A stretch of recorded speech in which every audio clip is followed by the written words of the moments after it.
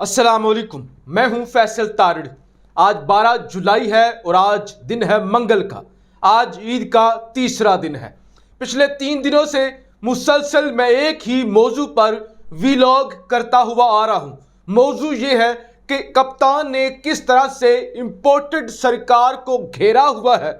Imported अपनी आखिरी सांसें ले रहा है और 3 दिनों से मैं मुसलसल बात करता हुआ आ रहा हूं किस तरह हाथ जोड़े जा रहे हैं। जीएचक्यू का तवाफ किया जा रहा है। मिन्नतें और तरले, बूट पॉलिश छोटी चीज है। यानी ये बूट पॉलिश, पैरों में पड़ना, गिड़गिड़ाना, माफिया मांगना, मजीद वक्त की भीख मांगना। मैंने आपको बताया था लंदन से भी राब्ते करवाए जा रहे हैं। लंदन यात्रा का प्लान भी बनाया जा रहा है, लेकिन 1% भी रिलीफ मिलता हुआ नजर नहीं आ रहा। इंपोर्टेड सरकार का खात्मा दीवार पर लिख दिया गया है। यानी ये एक ऐसी बात है जो अब बड़ी से बड़ी भी वारदात डाल दी जाए। जीएचक्यू को छोड़कर अमेरिकी एस्टैब्लिशमेंट के सामने भी जाके उनके तलवे भी चाटे जाएं। अवाम ने जो फैसला सुना दिया है, इस मुल्क के अंदर अब अवामी राज ही चलेगा। मैं हैरान हूं कि जनूबी पंजाब, अलीपुर, मुजफ्फरगढ़, लोधरा, वो जलसे देखने के बाद, वहां की गैदरिंग देखने के बाद मैं ये कहने पर मजबूर हो गया हूं कि अब वाकई ही पाकिस्तान में हकीकी तब्दीली आ चुकी है। तब्दील हो चुका है पाकिस्तान। अगर कुछ लोग ये समझते हैं कि हम अब भी उसी तरीके से पाकिस्तान को चलाएंगे, पाकिस्तानी सियासत को चलाएंगे जैसे हम इससे पहले वारदातें डालते थे, नहीं चलेगा। ऐसे नहीं चलेगा। आपको अपना किबला दुरुस्त करना होगा। आपको अपनी सोच तब्दील करनी होगी। ये दकियानूसी प्लान अब नहीं चलेंगे। लोग वाकई ही जाग चुके हैं। आप अंदाजा करें, अलीपुर, मुजफ्फरगढ़, लिया, लोधरा, ये इलाके, यहां पर तो डेवलपमेंट कभी हुए ही नहीं। वडेरा राज है, उनको जो पैसे मिलते हैं वो खुद खा जाते हैं। उनको कोई पूछने वाला नहीं। वो जब चाहे लोटे हो जाएं, जिसको चाहे वो वोट दें, जिस पार्टी में जाए, उनको कोई पूछने वाला नहीं। सब लोगों को वो कमीन समझते हैं और लोग उनके घुटनों को हाथ लगाते हैं। लेकिन अब वहां पे भी तब्दीली आ चुकी है।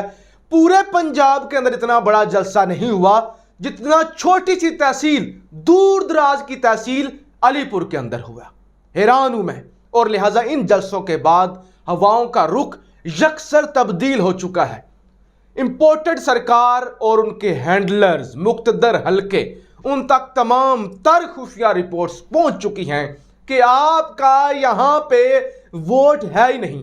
आप झुरलू फेर लें, आप धांधले कर लें, आप घटिया से घटिया प्लान बना लें, यहां पे आप जीत ही सकते नहीं। या तो यह है कि ताले लगा दें, जंग शुरू कर दें, वोट लोग डालें ही ना, सारी पर्चियां आप भरें, तभी आप जीत सकते हैं।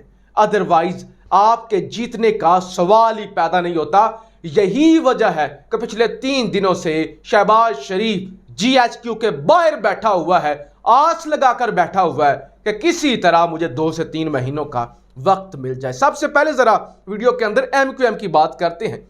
एमक्यूएम किस तरह बगावत कर रही है, एमक्यूएम किस तरह से चीख रही है, और एमक्यूएम को भी पता ये ड्रामे कर रहे हैं। जितनी बड़ी ड्रामा जमात इस मुल्क के अंदर एमक्यूएम है, इससे बड़ा कोई ड्रामा हो ही नहीं सकता। इनको भी पता चल गया है, याद रखिए, इनको भी पता चल गया है कि हुकूमत जा रही है। अब ये ड्रामे कर रहे हैं कि ऐसा लगे हम तो खिलाफ थे, हमारे तो काम हुए ही नहीं। जो किया है इन्होंने जानबूझ के किया है, इनको सब पता था। अब ये ड्रामे कर रहे हैं। अब कराची डूबा हुआ है, कराची मुकम्मल तौर पर डूब चुका है। साबिक मेयर वसीम अख्तर कहते हैं कराची तबाह करके रख दिया। जरदारी और बिलावल अपनी टीम की नायली देखें। वो कहते कराची का हाल ढका छुपा नहीं और शहर को तबाह करके रख दिया। लिहाजा आसिफ अली जरदारी और बिलावल अपनी टीम की नायली देखें। दूसरे वजीर जनाब इनके दूसरे वजीर अमीनुल हक कहते हैं हम किसके पास जाएं, किससे बात करें। कराची में बारिश के बाद सूरत हाल पर MQM के वजीर की दुहाइयां। ये बेशरम लोग हैं, ये कम ज़र्फ लोग हैं, ये घटिया लोग हैं। साबिक मेयर वसीम अख्तर MQM का मेयर था और मेयर का काम क्या होता है, शहर के अंदर ये म्यूनिसिपल कमेटी के काम, इस तरह की आपकी निकासी के काम ये आपने देखने होते हैं। MQM कई दहाइयों से राज कर रही है कराची पर और पिछले 15-20 सालों से पीपल्स पार्टी राज कर रही है सिंध पर। ये ड्रामाबाज है, ये एक है, ये कत्लो गारत करते हैं, ये लूटते हैं, ये करप्ट है।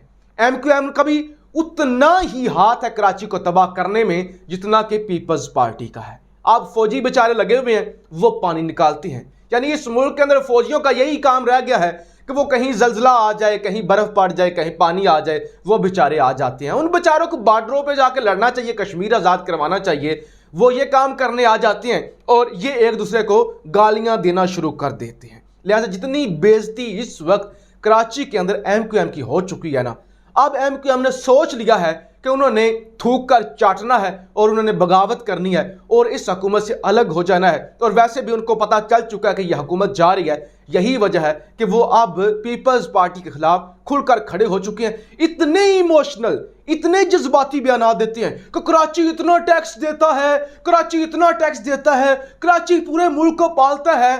कराची का हाल क्या हो गया है?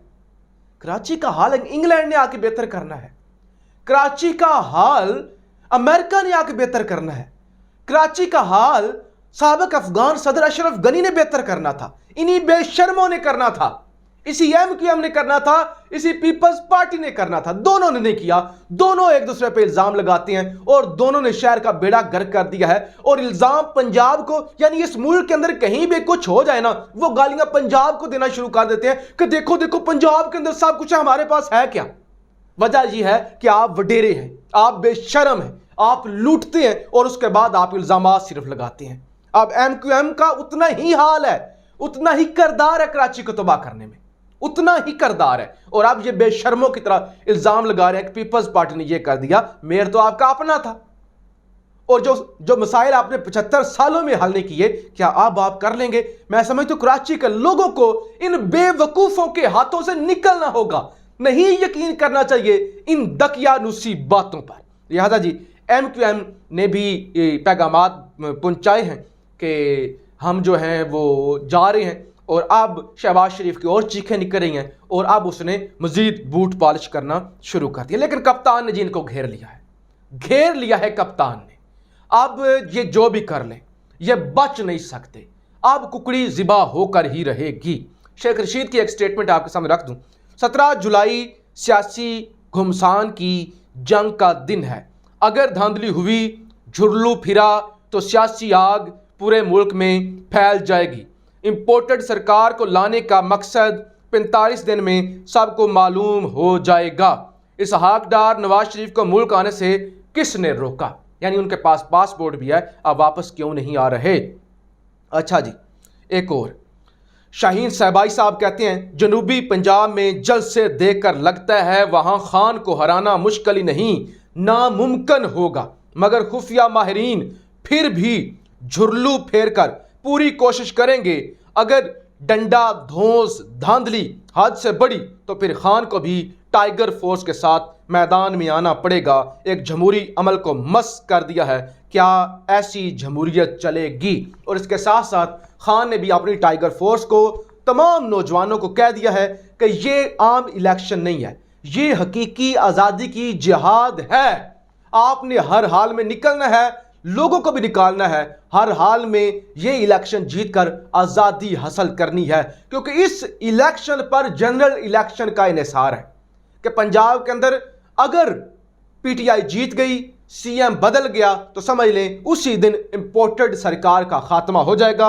अब इंपोर्टेड सरकार और हैंडलर्स अपनी तरफ से पूरी कोशिश करेंगे कि वो इलेक्शन चुराएं। लेकिन खान ने जिस तरह से घेर लिया है, खान ने जिस तरह से अपना लोहा, अपना सिक्का जमा दिया है, लगता नहीं है कि अब कोई साजिश हो सकेगी। लेकिन फिर भी ये कोशिश जरूर करेंगे, क्योंकि ये जिस तरह से मुस्तनद इतलात हैं कि GHQ के बाहर बोरिया बिस्तर रख के बैठे हुए हैं, जिस तरह से हाथ जोड़े हुए हैं, ये तरला करने के तो माहिर हैं ना, यानी पैरों में पड़ने के तो माहिर हैं, ये कुछ ना कुछ करवा लेंगे। लेकिन मैं समझता हूं खान साहब को और फिर पाकिस्तानियों को इनको अब शिकस्त देनी होगी कि इस मुल्क के अंदर किसी के बाप का राज नहीं चलेगा, बल्कि पाकिस्तानियों का राज चलेगा। पाकिस्तान जिंदाबाद।